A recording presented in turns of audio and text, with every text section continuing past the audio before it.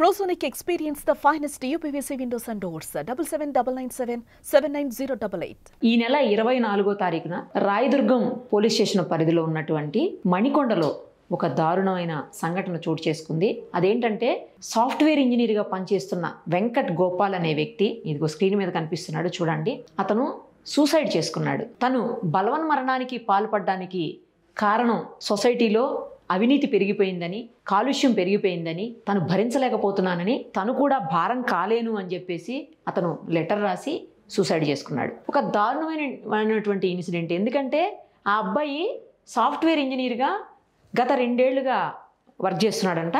తర్వాత వాళ్ళ అన్న వదినతో కలిసి మణికొండలో ఉంటున్నాడు. ఇదిగో అతను రాసిన లెటర్ చూడండి. వాళ్ళ డాడీకి రాశాడు. డాడీ, నన్ను క్షమించండి, నేను ఎప్పుడో 10th క్లాస్లోనే చనిపోవాలనుకున్నాను, కానీ ఇప్పుడు చనిపోతున్నాను. ఇప్పుడు అంటే ఇంకా నాకు ఈ భూమి మీద ఉండి ఏం ఉద్ధరించాలి అనే పని లేదు. అందుకే చనిపోతున్నాను. ఎక్కడ చూసినా పొల్యూషన్, కరప్షన్, నేను కూడా భారం అవ్వాలి అని లేదు, అందుకే నేను చనిపోతున్నాను, బ్రతకలేను అని చెప్పేసి లెటర్ రాసి చనిపోయాడు. వాళ్ళ ఫాదర్ కూడా పోలీసులకు రాసినటువంటి కంప్లైంట్లో అదే రాశారు. ఒక్కసారి వాళ్ళ ఫాదర్ రాసిన లెటర్ని కూడా చూసింది. మా అబ్బాయి వేణుగోపాల్ సమాజంలో జరిగే సంఘటన గురించి ఆలోచించి మనస్తాపం చెంది ఉరి వేసుకుని ఆత్మహత్య చేసుకుని చనిపోయి ఉండవచ్చు. తన మరణంపై మాకు ఎటువంటి అనుమానం లేదు, కావున ఈ విషయంలో చట్టరీత్యా తగిన చర్యలు తీసుకోండి అని చెప్పేసి వాళ్ళ ఫాదర్ కూడా రాశారు. ఇదిగోండి, వేణుగోపాల్ ఒక్కడే హైదరాబాద్కి వచ్చాడు 23వ తారీఖు. ఆ తర్వాత రోజు అంటే 24వ తారీఖు తను మాతో ఫోన్లో బాగానే మాట్లాడాడు. తర్వాత 25 నాడు తనకి ఎన్నిసార్లు ఫోన్ చేసినా కూడా స్విచ్ ఆఫ్ అని వచ్చింది. దాంతో అదే రోజు ఉదయం 10 గంటలకు పక్క రూమ్లో ఉండే వాచ్మ్యాన్ సాయిబాబుకి ఫోన్ చేసి మా అబ్బాయి ఫోన్ లిఫ్ట్ చేయటం లేదని చెప్పి తన రూమ్కి వెళ్ళమని చెప్పగా అతను వెళ్ళి మా చిన్నబ్బాయి వేణుగోపాల్ తన బెడ్రూమ్లో సీలింగ్ ఫ్యాన్కి ఉరి వేసుకొని ఉన్నది చూశాడు, చనిపోయాడు. మాకు వీడియో కాల్ చేసి చూపించాడు. దాంతో మేము వెంటనే బయలుదేరి హైదరాబాద్కి వచ్చి చూస్తే చనిపోయాడు. ఉస్మానియా హాస్పిటల్కి కూడా తీసుకుని వెళ్ళాము. తను చనిపోవడానికి గల కారణాలు సూసైడ్ లెటర్లో రాశాడు. అయితే మా అబ్బాయి సొసైటీ గురించి ఎక్కువగా ఆలోచిస్తూ మనస్తాపం చెంది చనిపోయినట్లుగా తాను లెటర్ రాశాడు అని చెప్పి రాశాడు. అతను కూడా అదే రాశాడు ఆ లెటర్లో. నేను ఈ సొసైటీ గురించి మనస్తాపం చెందుతున్నాను, ఇక్కడ జరుగుతున్నటువంటి ఏవి నాకు నచ్చట్లేదు, ముఖ్యంగా పొల్యూషన్ పెరిగిపోయింది, అవినీతి పెరిగిపోయింది ఎక్కడ చూసినా కూడా. ఇప్పుడు నేను ఇక్కడ చేసేది కూడా ఏం మిగలలేదు, ఏమీ చెయ్యలేను, నేను ఈ సొసైటీకి నేను కూడా భారం కాదలుచుకోలేదు, అందుకే చనిపోతున్నానని రాశాడు. అయితే దీన్ని పూర్తి స్థాయిలో దర్యాప్తు చేస్తున్నారు పోలీసులు కూడా. ఒక వ్యక్తి ఈ కారణాలతో చనిపోవటం అనేది ఇప్పటి వరకు ఎక్కడా కూడా మనం ఎవరం చూసుండము. రకరకాల ఇష్యూస్తో చనిపోతారు. ఇంట్లో తిట్టారనో, లేకపోతే లవ్ ఫెయిల్యూర్ అనో, లేకపోతే మెంటల్ స్ట్రెస్తో గురయ్యి అలా కూడా చనిపోయే వాళ్ళు ఉన్నారు. బలవన మరణానికి వాళ్ళే చనిపోతూ ఉంటారు, బలవన మరణం తీసుకుంటారు. కానీ ఈ కేసులో పర్టికులర్గా చాలా విచిత్రంగా అనిపిస్తుంది. వేణుగోపాల్ అనే అబ్బాయి కేసులో కేవలం పొల్యూషన్ ఎక్కువైపోయిందని, కరప్షన్ ఎక్కువైపోయిందని చనిపోవటం అంటే అసలు అర్థం కాకుండా ఉంది. అయితే తానే చనిపోయాడా, లేకపోతే ఎవరైనా బలవంతంగా ఆ అబ్బాయితో అలా లెటర్ రాపించి చంపారా అనే యాంగిల్లో కూడా పోలీసులు ఇన్వెస్టిగేషన్ చేస్తున్నారు. సేమ్ టైము తనని ఆ రకంగా ప్రేరేపించారా, అంటే ఇలాంటి విషయాల్లో చనిపోతున్నానని లెటర్ రాసేలాగా వేరే విషయాల వల్ల, వేరే ఏదైనా కారణాల వల్ల తనని ప్రేరేపిస్తే తనకు తాను బలవన్మరణం చెందాడా అనేది కూడా పోలీసులు ఆరాధిస్తున్నారు. సేమ్ టైం ఇంకోటి ఏంటంటే అబ్బాయికి ఏదన్నా మెంటల్గా ప్రాబ్లమ్స్ ఉన్నాయా అంటే కొన్నిసార్లు మనం చూస్తుంటాము, వాళ్ళ మెంటల్ కండిషన్ సరిగా లేనప్పుడు, మానసికంగా సరైనటువంటి స్థిమితం లేనప్పుడు డాక్టర్స్ దగ్గర మెడిసిన్స్ వాడుతూ ఉంటారు. కొంతమంది వాడకుండా కూడా చనిపోతారు, కొంతమంది వాడుతూ కూడా చనిపోయినటువంటి సందర్భాలు మనం చూస్తుంటాము, సూసైడ్ చేసుకునేవి. బట్ ఇందులో బలవన్మరణానికి మరి అలాంటి సంఘటన కూడా ఏం జరగలేదని చెప్పి ఆ యాంగిల్లో కూడా పోలీసులు ఇన్వెస్టిగేషన్ చేస్తున్నారు. ఈ అబ్బాయి ఏదన్నా మెడిసిన్ తీసుకుంటున్నాడా, ఏదైనా ఇష్యూస్, హెల్త్ ఇష్యూస్ ఉన్నాయా, ఏదైనా మానసికంగా ఇబ్బందులు ఉన్నాయా, అలాంటివి కూడా అన్నీ కూడా చెక్ చేస్తున్నారు. ఏది ఏమైనప్పటికీ చాలా అసలు ఈ రీజన్ అంటే నార్మల్గా చూసినప్పుడు చాలా సిల్లీ రీజన్ అనిపిస్తుంది. అంతదానికి ఇతను ఎందుకు చనిపోయాడు అనేది కూడా అర్థం కావట్లేదు. వాళ్ళ పేరెంట్స్ కూడా అదే చెప్తా ఉన్నారు. ఇంకోటి పోలీసులు కూడా ఇన్వెస్టిగేషన్ చేస్తున్నారు. వాళ్ళు ప్రాథమికంగా ఉన్నది కూడా సూసైడ్ అనే చెప్తున్నారు. బట్ రీజన్సే, సూసైడ్కి అతను రాసినటువంటి రీజన్సే అందరినీ ఆశ్చర్యపరుస్తున్నాయి. అందరిలో కూడా అసలు ఏం జరిగిందనే డౌట్ని కూడా రేజ్ చేస్తూ ఉన్నాయి. కేవలం ఈ రీజన్స్తో ఎవరన్నా చనిపోతారా, కేవలం సొసైటీకి నేను భారం అవుతున్నాను అని చెప్పేసి, పైగా నేను ఎప్పటి నుంచో అనుకున్నాను, ఎప్పుడో చిన్నప్పుడే అనుకున్నాను, ఇప్పుడు చనిపోతున్నాను 10th క్లాస్లోనే అనుకున్నాను. 2 ఏళ్ల నుంచి ఒక సాఫ్ట్వేర్ కంపెనీలో పనిచేసినటువంటి వ్యక్తి అంటే ఎంతో కొంత అతనికి మైండ్ మెచ్యూర్ అయ్యే ఉంటుంది. నార్మల్గా అయితే అలాంటి ఉద్యోగాల్లోకి రారు, చెయ్యలేరు కూడాను. మరి అలాంటి వ్యక్తి ఇంత మంచి జీవితాన్ని నాశనం చేసుకోవటం చూడడానికి కూడా అబ్బాయి మీరు ఒక్కసారి చూడండి చాలా మంచిగా ఉన్నాడు, ఎలాంటి ప్రాబ్లం ఉన్నట్టుగా కూడా అతను చూస్తుంటే అనిపించట్లేదు. సో ఇంత దారుణమైనటువంటి ఆలోచనతోటి చనిపోవటం అంటే ఎక్కడ లోపం జరుగుతుంది? వాళ్ళు చూస్తున్నటువంటి ఈ సోషల్ మీడియానా, లేకపోతే ఫోన్సా, లేకపోతే ఇంటర్నెట్టా, ఏది ప్రాబ్లం అవుతుంది? లేదంటే ఒంటరితనమా కొంతమందిలో? అసలు ఒంటరిగా ఉండటం కూడా చాలా పెద్ద శిక్ష అని చెప్పాలి నిజానికి.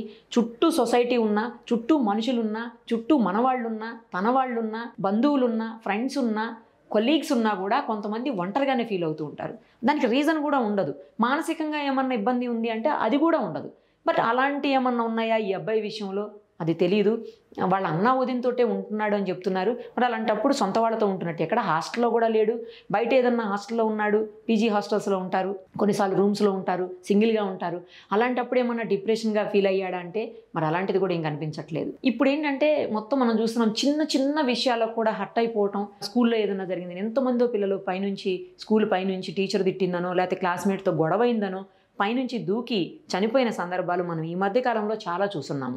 మరి అలాంటి ఏమన్నా ఉన్నా కూడా కనీసం షేర్ చేసుకోవాలి. ఎవరితోటన్నా షేర్ చేసుకునేటువంటి పరిస్థితుల్ని ఇంట్లో పేరెంట్స్ కూడా కల్పించాలి. పేరెంట్స్ ఏంటంటే, నేను అందరినీ అనట్లేదు, మ్యాక్సిమం పేరెంట్స్ పిల్లలతో స్పెండ్ చేస్తుండొచ్చు. చాలామంది పేరెంట్స్కి పిల్లలతో గడిపేటువంటి అవకాశం కూడా లేకపోతుంది ఈ రోజుల్లో. బిజీ స్కెడ్యూల్స్, బిజీ జీవితాలు, బిజీగా ఉద్యోగాలు, వాటి పనిలో పడి పిల్లల్ని అలా వదిలేసేటువంటి సిచ్యుయేషన్స్ ఉన్నాయి. అలాంటి పిల్లల్లో వాళ్ళు ఏమన్నా షేర్ చేసుకోవాలన్నా కూడా ఎవరితో షేర్ చేసుకోవాలి? అమ్మా నాన్నతో చెప్పుకోలేనటువంటి కొన్ని ఉంటాయి, ఫ్రెండ్స్తో చెప్పుకుంటారు. కొన్ని అమ్మా నాన్ననే ఫ్రెండ్స్లా ఉంటే, ఫ్రెండ్లీగా ఉంటే వాళ్ళతో షేర్ చేస్తారేమో. ఏదైనా స్కూల్లో ఇష్యూ అయింది, లేదా ఫ్రెండ్తో ఇష్యూ అయింది, లేదా ఇంకేదైనా తనకు బాధ ఉంది అని చెప్పుకోవాలన్నా కూడా పేరెంట్స్ కూడా ఆ ఫెసిలిటీని, ఆ అవకాశాన్ని కల్పించాలి. పిల్లలతో ఫ్రెండ్లీగా ఉన్నప్పుడే వాళ్ళన్నీ షేర్ చేయగలుగుతారు. నేను అందరినీ అనట్లేదు, కొంతమంది పేరెంట్స్ విషయంలో చెప్తున్నాను. తర్వాత ఇంకొంతమంది ఏంటంటే చిన్న చిన్న విషయాలకు కూడా ఫీల్ అయిపోవటం. ప్రతిదానికి ఏదో జరిగిపోయిందని చెప్పేసి, వామ్మో నాకు ఏదో అయిపోయింది, నాకే ఇంత పెద్ద సమస్య వచ్చింది, ఈ సొసైటీలో నాకు తప్పించి అసలు ఇంత పెద్ద సమస్య ఎవరికి రాదు అని ఫీల్ అయిపోవటం. లేకపోతే అబ్బాయి రాసిన సిల్లీ రీజన్ కాకపోతే ఏంటి చెప్పండి? అసలు సొసైటీలో పొల్యూషన్ పెరిగిపోయింది, అవినీతి పెరిగిపోయింది. పోనీ నీ వంతు ప్రయత్నం నువ్వేమన్నా చేయాల్సింది.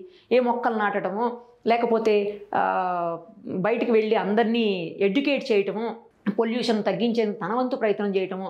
అవినీతి అంటే మరి తనకి, నాకు తెలిసి ఏ విషయంలోనూ అతను అబ్బాయి డబ్బులు ఇచ్చో కరప్షన్కి ఇతను ప్రోత్సహించే పరిస్థితులు అయితే ఉండకపోవచ్చు. ఎందుకంటే సాఫ్ట్వేర్ ఎంప్లాయీ కాబట్టి. ఏదైనా గవర్నమెంట్ పనులకు వెళ్ళినప్పుడు ఏమైనా జరిగిందా? జరిగితే అలాంటి ఏమన్నా వచ్చి ఎవరి దగ్గర షేర్ చేయటము, లేదంటే మీడియా వాళ్ళతో ఏమన్నా మాట్లాడటము. లేదు, ఈ మధ్యకాలంలో అయితే కొన్ని వచ్చాయి, ఎవరికైనా సూసైడల్ టెండెన్సీ ఉందంటే. ఎందుకంటే 10th క్లాస్ తర్వాతనే నేను అనుకున్నానని చెప్తున్నాడు కదా అబ్బాయి లెటర్లో. సో సూసైడల్ టెండెన్సీ ఉన్నప్పుడు అలాంటి పేరెంట్స్ కూడా దగ్గరగా ఉన్నప్పుడు అబ్జర్వ్ చేయగలుగుతారు. తన కౌన్సిలింగ్ తీసుకెళ్ళటమా, లేకపోతే ఏదైనా హాస్పిటల్కి తీసుకెళ్ళి డాక్టర్స్ తోటి మాట్లాడించి వాళ్ళతో కౌన్సిలింగ్ ఇప్పించడమా, కౌన్సిలర్స్తో ఇప్పించడమా, అలాంటివి ఏమన్నా కూడా చేయొచ్చు. ఇంకొకటి ఈ మధ్యలో మనం కొన్ని చూస్తున్నాము ఏంటంటే, ఎవరికైనా సూసైడల్ టెండెన్సీ వచ్చినా, లేదంటే సూసైడ్ చేసుకోవాలన్నా కొన్ని ఫోన్ నెంబర్స్ ఇస్తున్నారు, మనకి నెట్లో కనిపిస్తుంటాయి. వాళ్ళతో మాట్లాడితే వాళ్ళు కాసేపు వీళ్ళ ప్రాబ్లమ్ని వింటారు. విన్న తర్వాత వాళ్ళు కౌన్సిలింగ్ చేస్తారు. ఆ తర్వాత చాలామంది ఆ చనిపోయే అవ్వాలి, లేదా సూసైడ్ చేసుకోవాలి, బలవన మరణం తీసుకోవాలి అనుకున్న ఆలోచనల నుంచి బయటకు వచ్చిన సందర్భాలు కూడా ఉన్నాయని చెప్పి కొంతమంది చెప్తా ఉన్నారు. సో ఇలాంటి ఏమన్నా పలు మార్గాలు వెతుక్కోవాలి తప్పించి, దేవుడిచ్చినటువంటి జీవితాన్ని సంపూర్ణంగా జీవించకుండా బలవంతంగా మధ్యలో తీసుకోవటం, ఏదో హెల్త్ ఇష్యూస్ వచ్చో, లేదు అంటే ఏదన్నా యాక్సిడెంట్ అయ్యో, ఇలాంటివంటే ఓకే, ఎవరు ఏం చేయలేరు చిన్న ఏజ్ అయినా కూడా. బట్ కావాలని చెప్పేసి తమకు తాము చనిపోవటం అనేది మాత్రం అన్యాయం, దారుణం. పైగా ఇలాంటి చాలా చిన్న రీజన్ తోటి, ఎవరు యాక్సెప్ట్ చెయ్యలేనటువంటి రీజన్తో చనిపోవటం అనేది మరింత ఘోరమైన సంఘటన. ఇంకా పూర్తి స్థాయిలో పోలీసులు ఇన్వెస్టిగేషన్ చేస్తే ఇంకా లోతుగా ఏమన్నా సమాచారం తెలిసే అవకాశం ఉంటుందేమో. ఏది ఏమైనప్పటికీ కొంచెం మరీ ఇట్లా అంటే తక్కువ మైండ్తో ఆలోచించటము, ప్రతిదాన్ని సీరియస్గా తీసేసుకోవటం. అబ్బాయి కూడా అదే రాశాడు లెటర్లో, నేను అన్నింటినీ ఎక్కువగా ఆలోచిస్తున్నాను. ఎందుకు అంత ఎక్కువగా ఆలోచించాలి? నీ ఉద్యోగం మీద నువ్వు చేసుకుంటూ హ్యాపీగా ఫ్యామిలీతో ఉండేదానికి. మరి అదే నేను ఇందాకే చెప్పాను కదా, కొంతమందికి వీక్ మైండ్ ఉంటుంది. అలాంటి వాళ్ళని ఐడెంటిఫై చేసి ముందుగానే టీచర్సో, లేకపోతే పేరెంట్సో, లేకపోతే బంధువులో, అన్నలో, తమ్ముళ్ళో, అక్కలో, చెల్లెళ్ళో వాళ్ళు కూడా కొంతవరకు వాళ్ళకి సపోర్ట్ చేస్తే ఇలాంటి ఇన్సిడెంట్స్ జరగకుండా ఉంటాయేమో. సుమన్ టీవీలో మీ పర్సనల్ అండ్ బిజినెస్ ప్రమోషన్స్ కోసం కింది నెంబర్కి కాంటాక్ట్ చేయండి.